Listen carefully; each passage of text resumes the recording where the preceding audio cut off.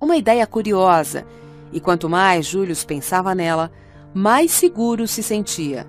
A mensagem de Nietzsche para nós era viver de forma a querer a mesma vida sempre. Continuou folheando as páginas e parou em 2 trechos bem sublinhados por tinta rosa. Complete sua vida. Morra na hora certa. Isso mesmo. Viva o melhor possível e só então morra. Não deixe nada por viver. Julius costumava comparar as ideias de Nietzsche a um teste de Rorschach, pois tinham tantos pontos de vista opostos que a conclusão dependia de quem lesse, ou no teste de quem olhasse. Naquele instante, leu de uma forma bem diferente. A presença da morte incitava a uma leitura diferente e mais ampla. Página após página, ele percebeu uma ligação panteísta que não tinha visto antes. Por mais que Zaratustra exaltasse até glorificasse a solidão, por mais que exigisse o isolamento para poder pensar, ainda assim estava preocupado em amar e exaltar os outros, em ajudá-los a se aperfeiçoar e se exceder, em compartilhar com eles sua maturidade.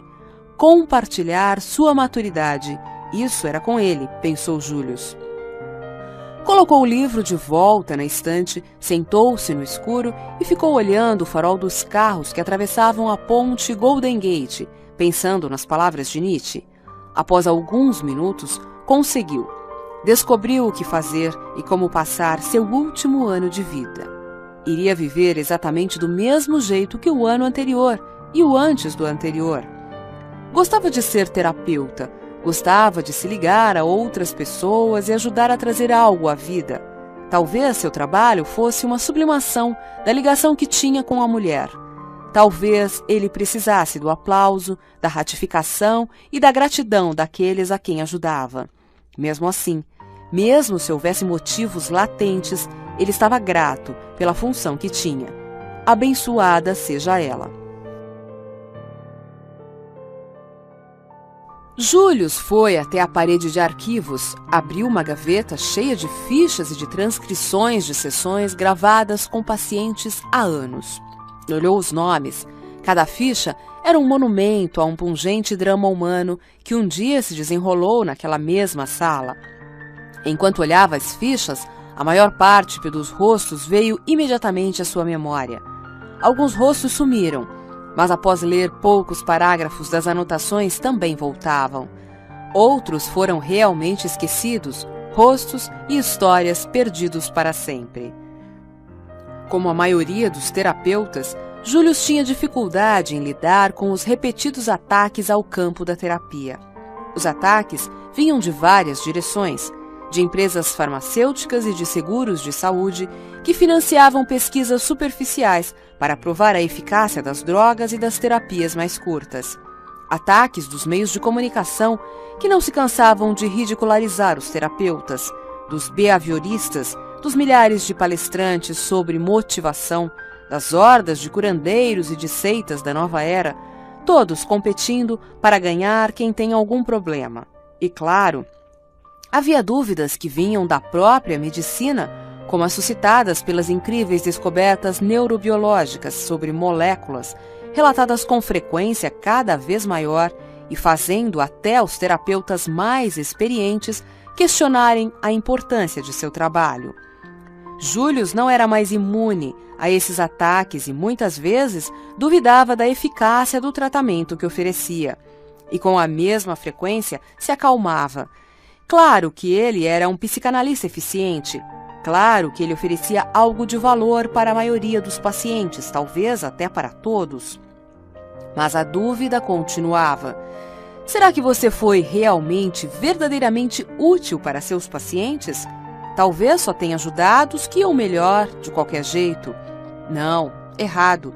Não fui eu que aceitei os maiores desafios? Agora chega. Qual foi a última vez que você realmente se esforçou, que chegou a um flagrante limite no tratamento? Ou enfrentou um caso de esquizofrenia grave ou um paciente de comportamento bipolar? Continuou a mexer em velhas fichas e surpreendeu-se com a quantidade de informação pós-terapia que tinha. obtidas através de eventuais contatos depois da análise terminada, consultas de reciclagem, encontros casuais com ex-pacientes ou recados trazidos por novos pacientes indicados por antigos. Mesmo assim, será que ele fez uma grande diferença para aquelas pessoas?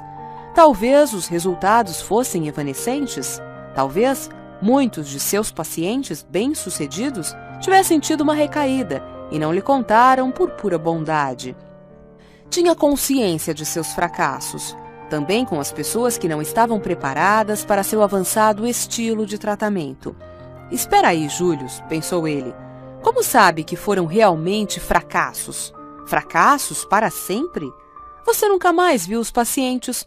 Todo mundo sabe que muita gente amadurece tarde. Bateu os olhos na pilha de fichas de Philip Slate. Por falar em fracasso, pensou ele, esse foi um.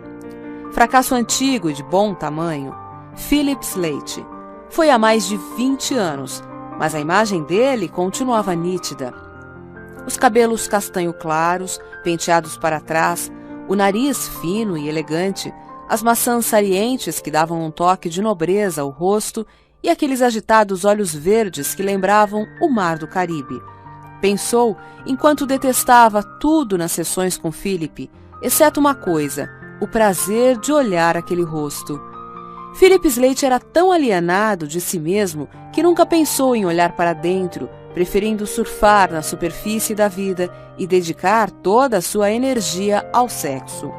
Graças à sua bela estampa, não lhe faltavam parceiras. Julius balançou a cabeça ao passar os olhos pela ficha de Philip. 3 anos de tratamento, todo aquele envolvimento, apoio e afeto, todas aquelas interpretações sem uma gota de progresso. Incrível. Talvez ele não fosse o psicanalista que achava que era.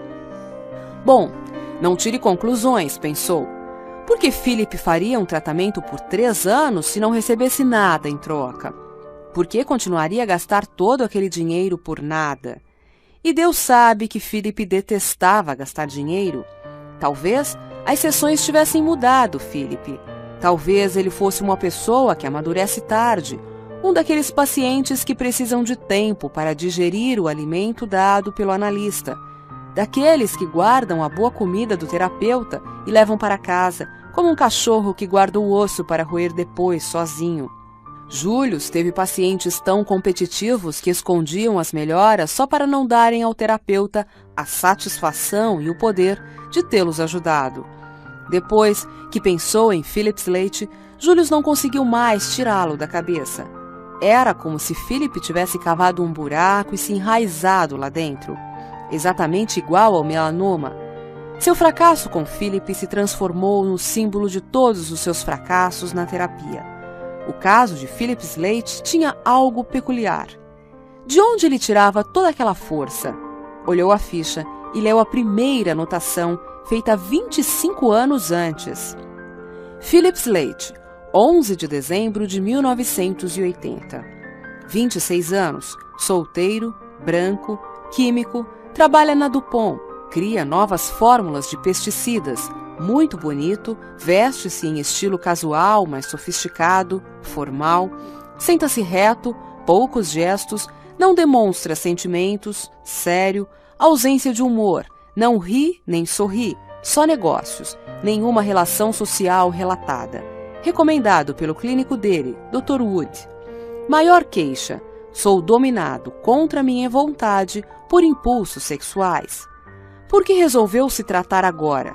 Gota d'água foi há 1 semana, fato relatado como se fosse decorado. Cheguei de avião a Chicago para uma reunião de trabalho. Saí no saguão do aeroporto, procurei o telefone mais próximo e consultei minha lista de mulheres na cidade com quem pudesse fazer sexo naquela noite. Estava sem sorte. Todas tinham compromisso. Claro, era sexta-feira à tarde. Eu sabia que a Chicago podia ter ligado antes, até semanas antes. Depois de falar com o último nome da agenda, desliguei e pensei: que ótimo, assim posso ler e dormir bem, que era o que realmente queria fazer.